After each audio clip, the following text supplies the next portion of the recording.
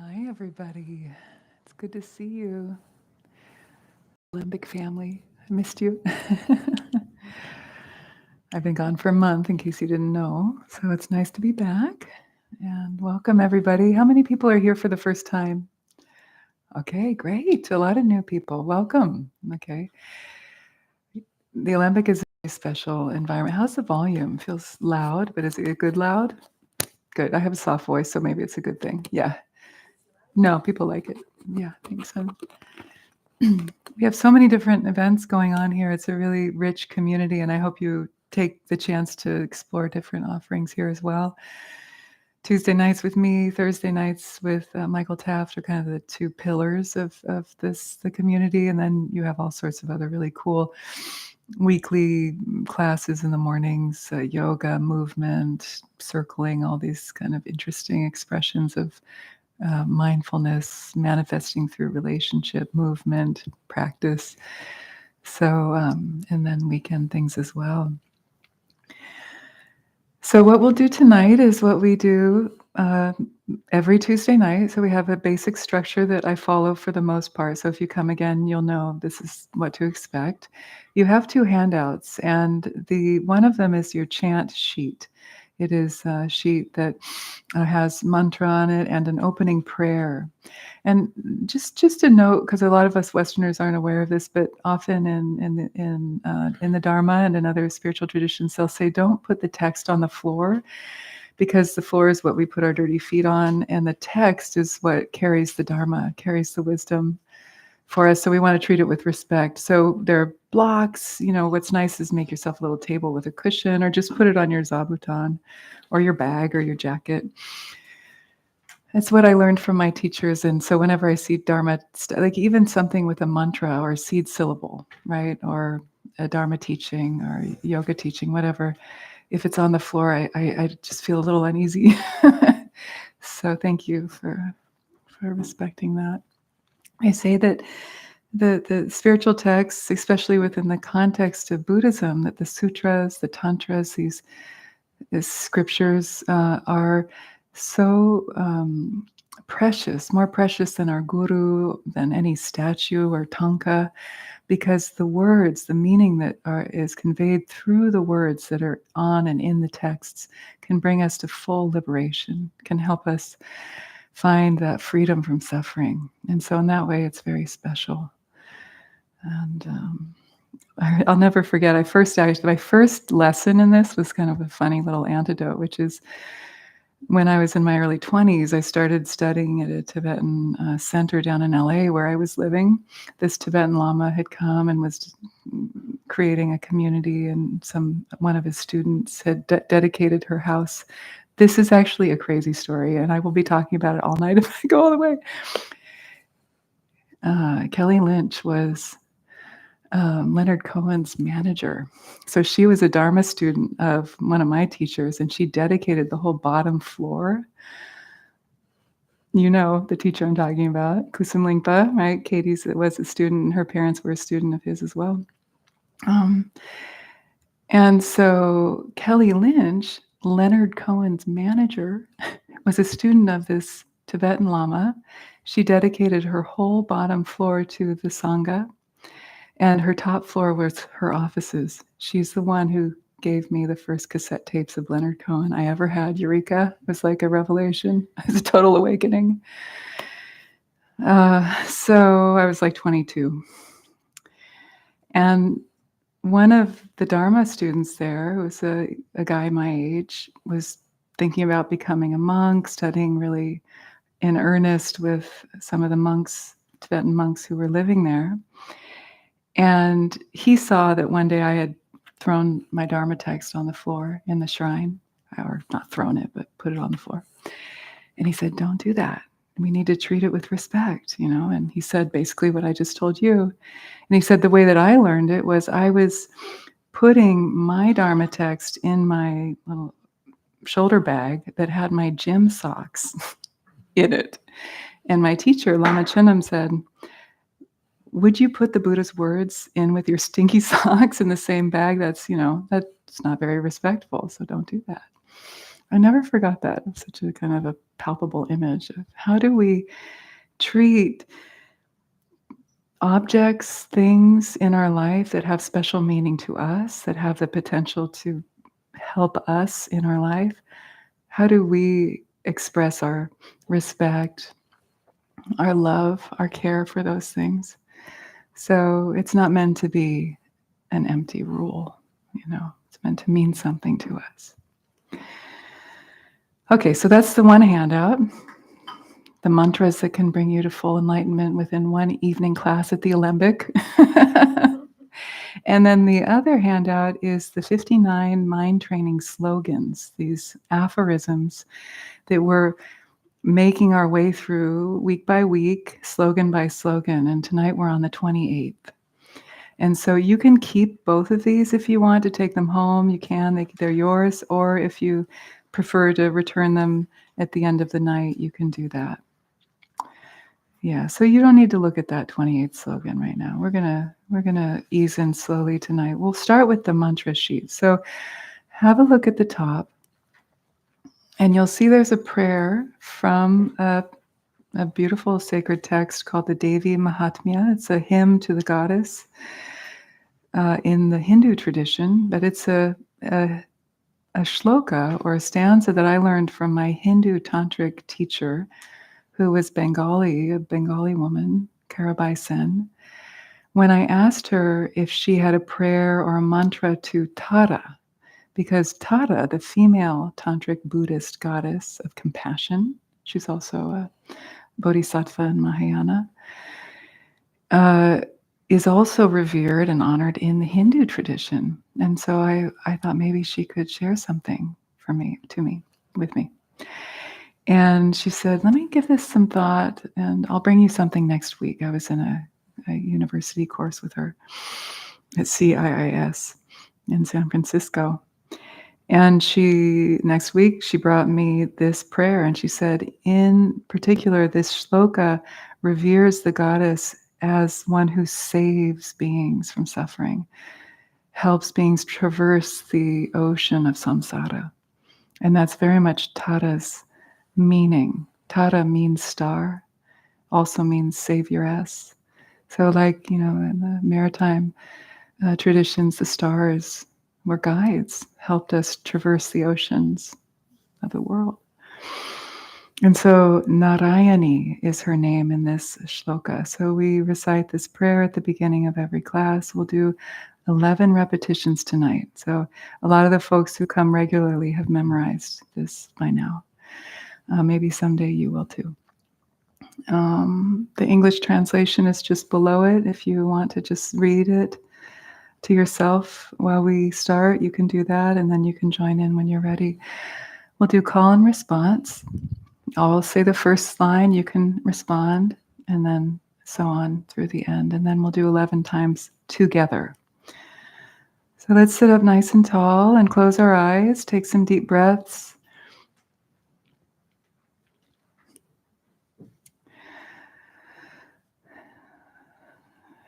Receiving and accepting that invitation to turn inward and to start to come down into your body, into your breath.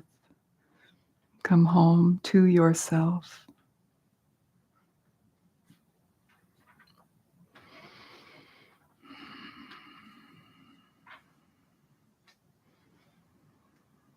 And let the warmth or movement of the belly start to open up the space of the torso and massage the heart center and opening. You might even feel the breath growing up through into the lungs more, into the ribs a bit.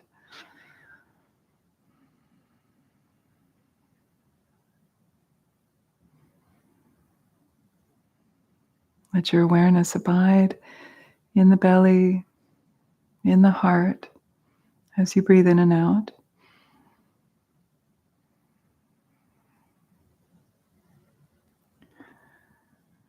And then you may feel even just a tingling or a sensation of energy rising up through the torso, starting to bubble up into the throat.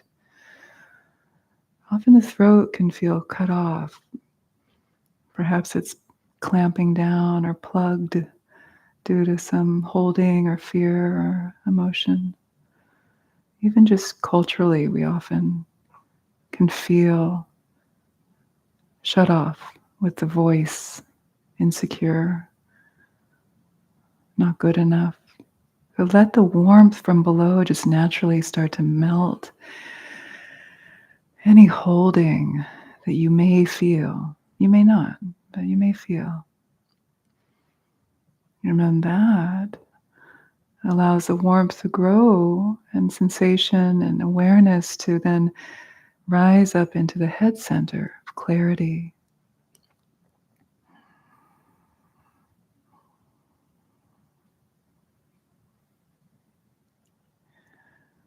A feeling of wakefulness, of full embodiment from the base of the torso up to the crown.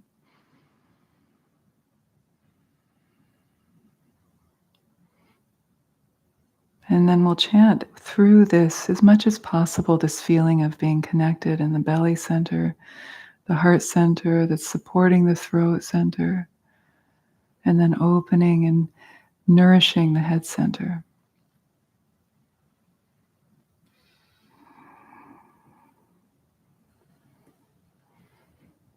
And arousing our motivation for our practice of bodhicitta, the spirit of awakening, of compassion for the benefit of all beings.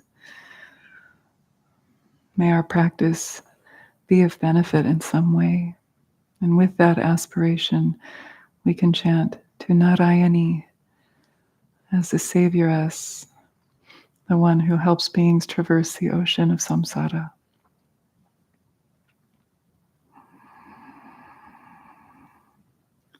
Sharanagata dinarta, Sharanagata dinarta, Paritrana parayane, Paritrana parayane, Sarvasyarti Hare Devi, Sarvasyarti Hare Devi, Narayani Namostute, Narayani Namostute, Sharanagata Dinarta, Paritrana Parayane, Sarvasyarti Hare Devi, Narayani Namostute, Sharanagata Dinarta, Paritrana Parayane, Sarvasyarti Hare Devi, Narayani Namostute,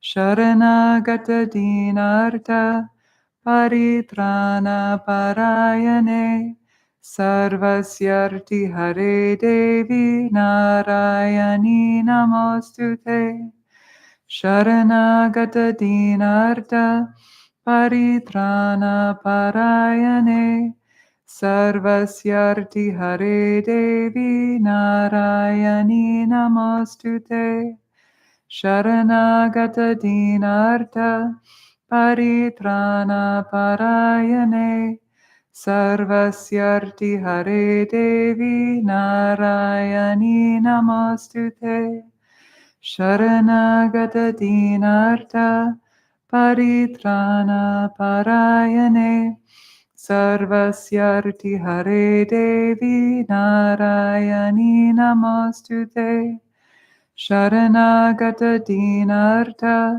Paritrana Parayane, Sarvasyarti Hare Devi, Narayani Namostute, Sharanagata Dinarta, Paritrana Parayane, Sarvasyarti Hare Devi, Narayani Namostute, Sharanagata Dinarta, Paritrana Parayane, Sarvasyarti Hare Devi, Narayani Namostute, Sharanagata Dinarta, Paritrana Parayane, Sarvasyarti Hare Devi, Narayani Namostute, Sharanagata Dinarta, Paritrana Parayane,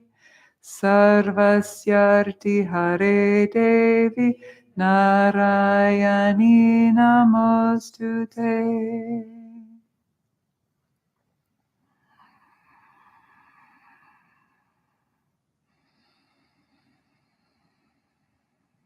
And now, with the blessings of the goddess and with the divine in any form, feel the blessings raining down through crown of your head, down into your body like a gentle rain,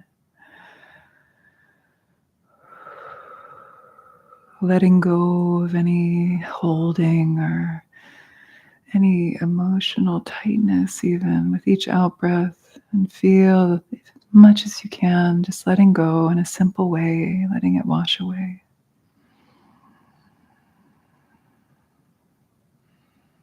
What burden are you holding?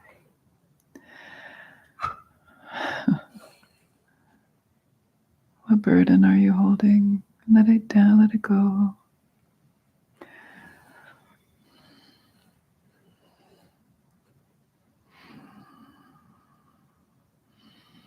Ask the earth to hold it for you like it receives the moisture of the rain happily.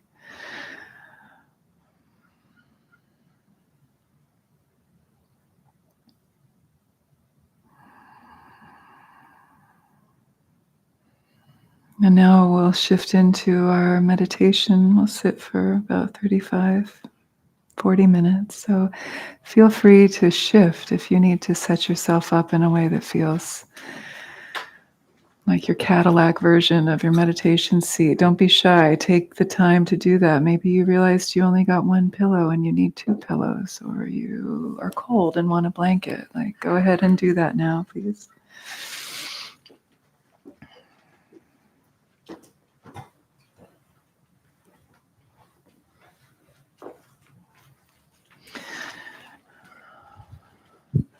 So folks are trying to get in. Hi. Okay, they're waving at us. Hannah, maybe you need to go address that.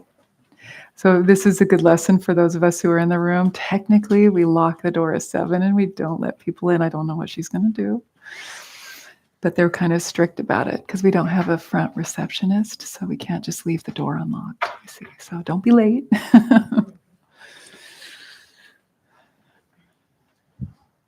Okay. So now let's settle back in and allow the eyes to close. I'd like to begin tonight with some intentional breathing, some pranayama, which means breath extension or breath practice, different than kind of the more current fad. I'm not belittling it, but breath work is slightly different. Pranayama is used both in the Hatha Yoga, the Hindu tradition, as well as the Buddhist tradition. Many different ways that we can do it. The purpose of it is to set us up for deeper experiences of meditation, to allow the mind and the parasympathetic nervous system to downregulate, to slow down, balance, and to stimulate a healthy functioning and balance of the vagus nerve, which influences our nervous system in a beneficial way. And this practice of pranayama is very simple. So we'll work with the breath for a few minutes, and then we're going to completely let go of working with the breath. So you'll get to feel the juxtaposition of effort and working through extending and balancing the breath. And then when we shift into mindfulness practice, the formal, more meditation, we're going to completely relax that. No more control. And I'm going to ask you at the end of the meditation, were you able to do that? So pay attention to that. Okay, so notice your breath, the natural in and out flow of your rhythm of the breath. Some folks are longer, some folks have shorter breaths. It's okay. Just feel where you are at right now. How is the breath?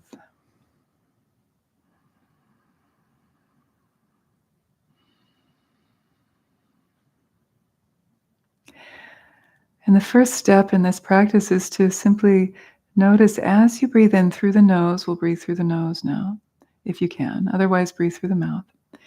As you fill your body, feel the abdomen relax and start to open forward. And then as you empty the body with the out-breath, feel the abdomen gently draw back towards the spine. Not too much, just a gentle movement. So as you breathe in, the belly moves out. As you breathe out, the belly moves in. Breathing in, the belly softens, extends out a bit. Relax tension there. Breathing out, the belly gently draws back towards the spine. Just breathe like that for a minute or so.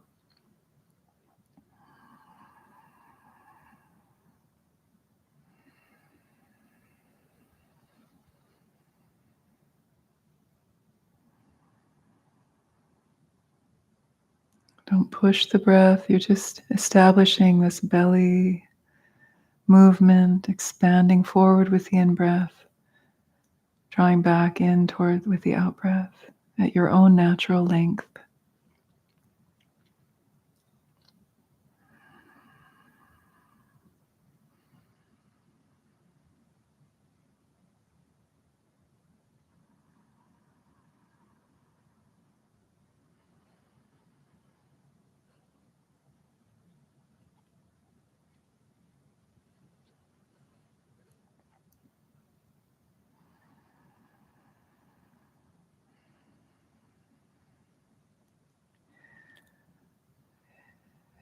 And then now you may also begin to feel that that breath also begins to spread up into the chest a bit. As you inhale, the belly expands, the chest also responds and fills a bit.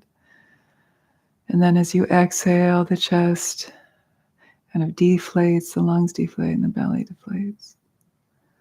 Breathe like this for a while, but don't force it. Just feel that natural growth and expansion of the breath. Maybe you feel your shoulder blades widen with the in-breath and then soften back towards the center line with the out-breath. Notice the sensations of this abdominal breathing.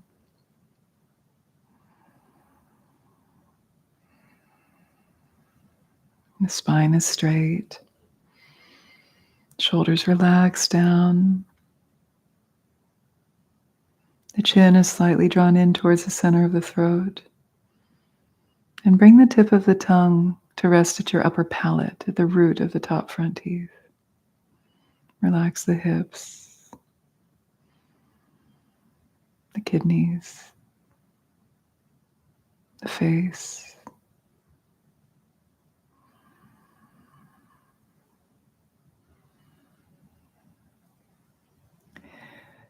And now from this foundation of breathing, we're going to add a ratio, this pranayama still.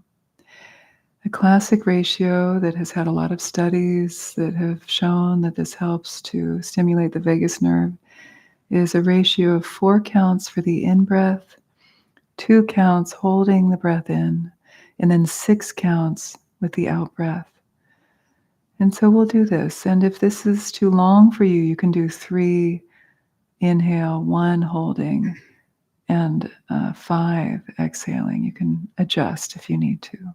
But let's see if we can do this now. 4, 2, and 6. So let's all just take an in-breath and then exhale together. Now with the pranayama. Inhale, 1, 2, 3, 4. Hold in, 2. Breathe out, 1, 2, 3, 4, 5, 6. Breathing in, 2, 3, 4. Hold, 2. Exhale, 2, 3, 4, 5, 6. Inhale, 2, 3, 4. Hold, 2. Exhale, 2, 3, 4, 5, 6. Inhale, 1, 2, 3, 4. Hold for 2. Exhale, 2, 3, 4, 5, 6. Now continue counting internally, holding that structure for yourself. We'll practice for a few minutes in this way.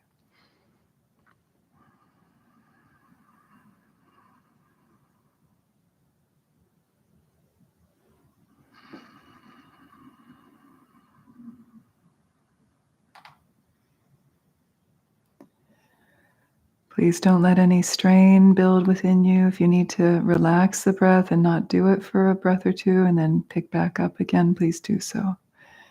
Stay relaxed, at ease. Feel the benefits.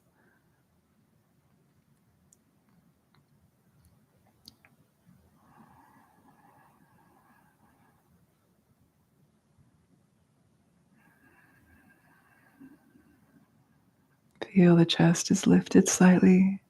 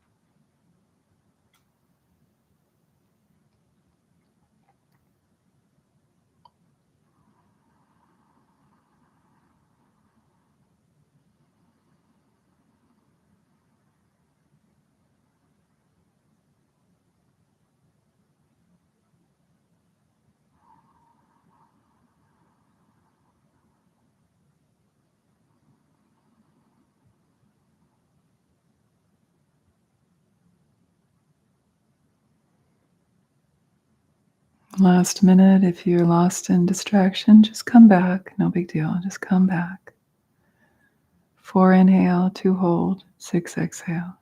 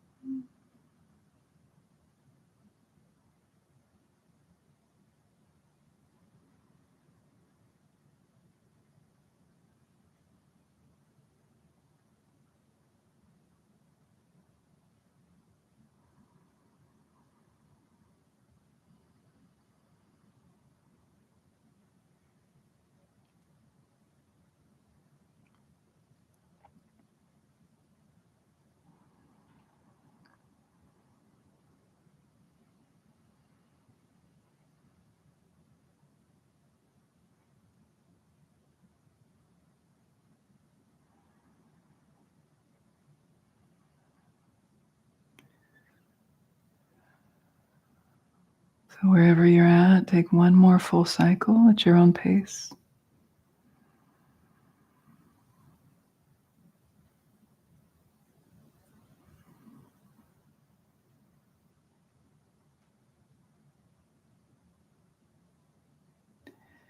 And then when you reach the end of the out breath, let go of the pranayama, and feel yourself breathing at a natural rhythm again, uncontrolled, unforced.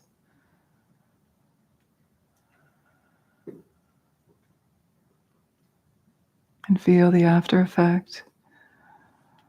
Let that wash through you.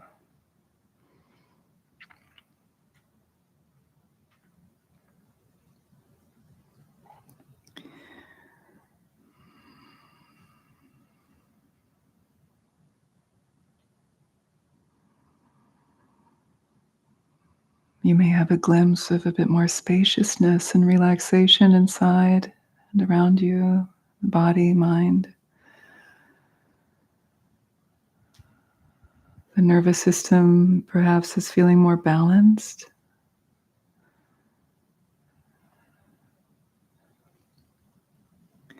So now shifting into a mindfulness of breathing practice, that has completely different orientation. We are letting go of control. And I would venture so far as to say we are doing nothing. So drop the fixing mind as much as possible. And just feel the natural in and out breath.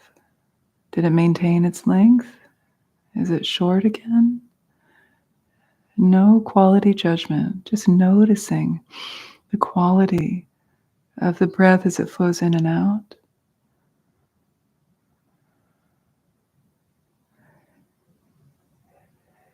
And feel the mind start to enjoy being tethered to this miracle of the breath.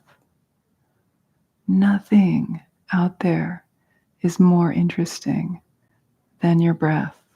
What would that be like? Observing the subtlety, the vibration, the temperature.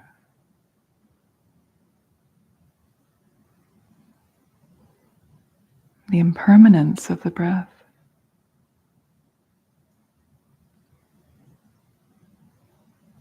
The fact that it's voluntary and involuntary. It's incredible.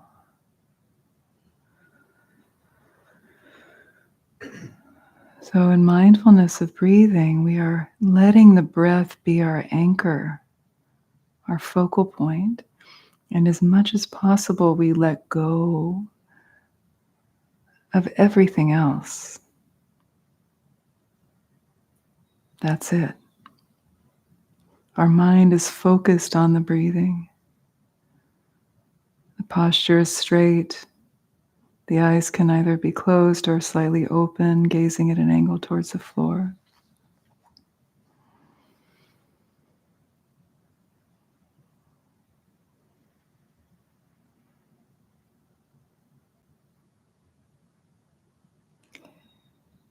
And we're not concerned with distractions, all the thoughts that occupy our mind. Can you just sit?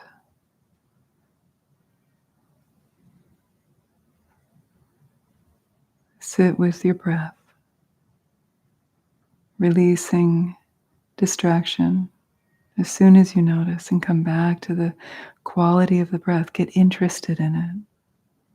Are you on the in-breath now? The out-breath? Stay, but have a feeling of spaciousness, relaxation.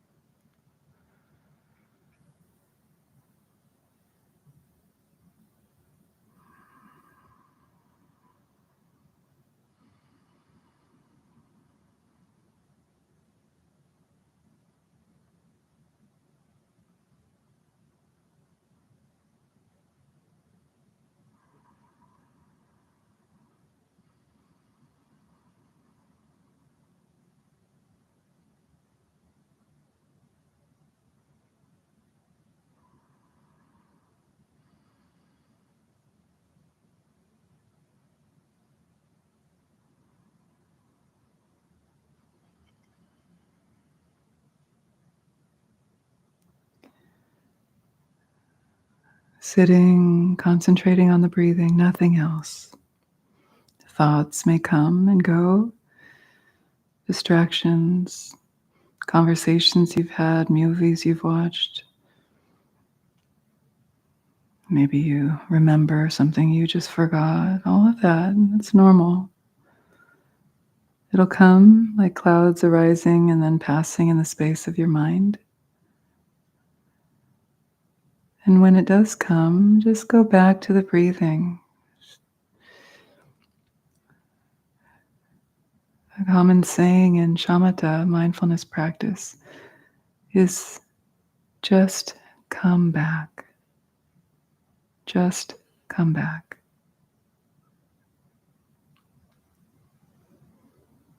Every time we notice we've been distracted, remember, just come back. Release with the out breath if that helps. And get interested in the breath again. Let's do this. Just come back.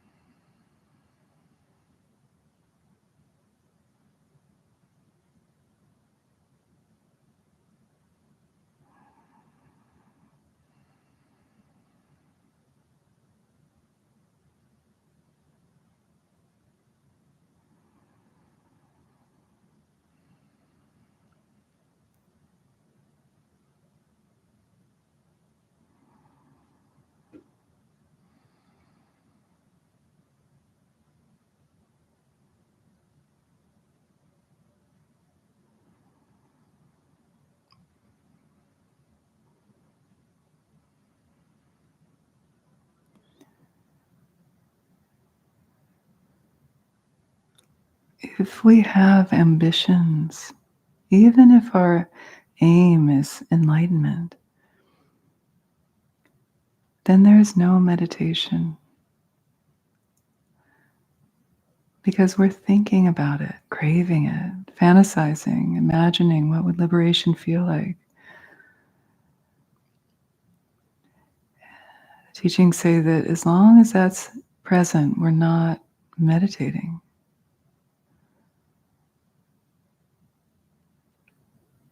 The important characteristic of shamatha, calm abiding, mindfulness meditation is to let go of any goal and simply sit for the sake of sitting. Can we do that? Breathe in and out just for the sake of breathing. Watching it, nothing else.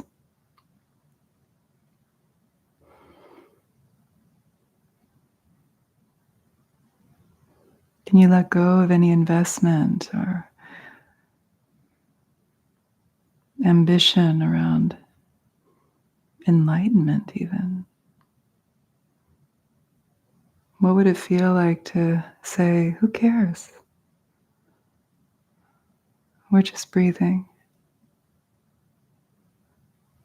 Just sitting up nice and straight, feeling the breath flow in and out. Nothing else. Let go of the ego project.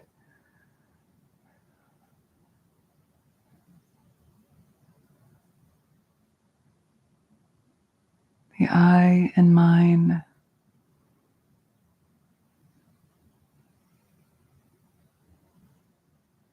Release all those thoughts that arise from that core belief that there's a self here, an I to defend and perfect, and so on, and a mine out there, my partner, my career, my reputation. Let it all fall away.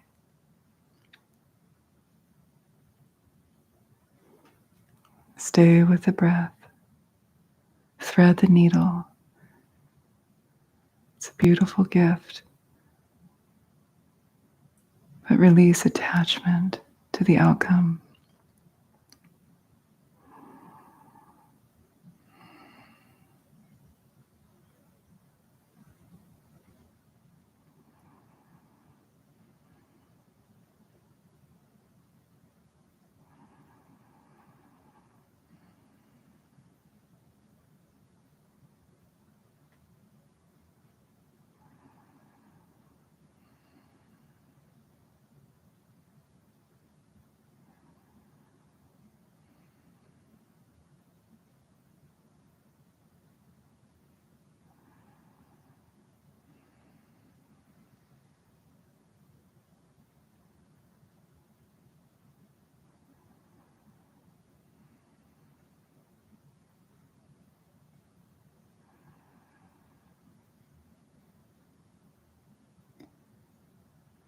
And check in on yourself.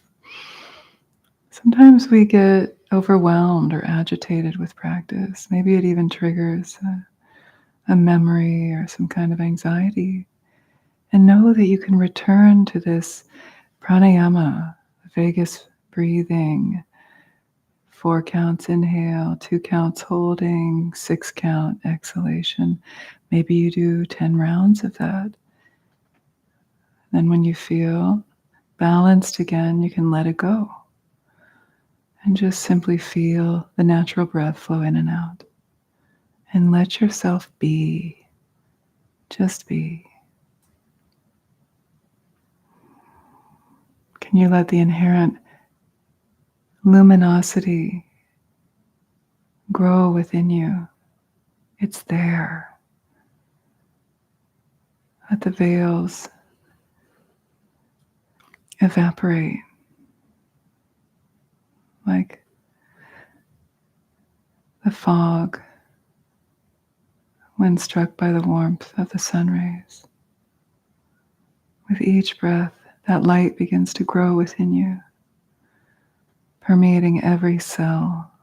It just happens naturally. But you have to let yourself be. Let go. Rest with the breath. Release into presence. Release into your natural state.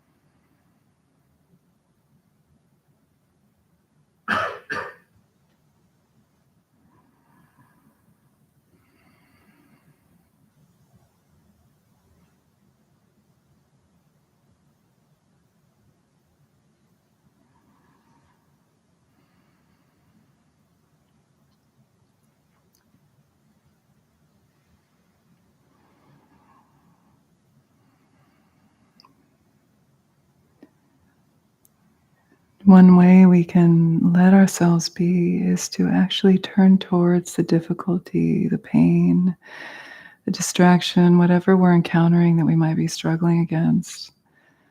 Turn towards it with curiosity. Turn towards it with loving awareness. Get curious about the sensation if you have a pain somewhere. Turn towards it with curiosity and a loving presence. What's happening there? Is it oscillating, throbbing, fading, coming back? And then notice the overlay of thoughts, response. See if you can loosen that grip, the second arrow, so to speak. Loosen that grip of the emotional, mental overlay of the pure sensation. Breathing in and out.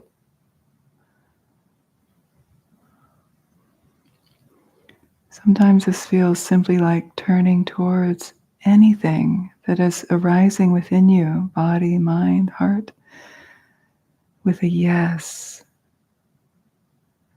A yes in terms of you are welcome here.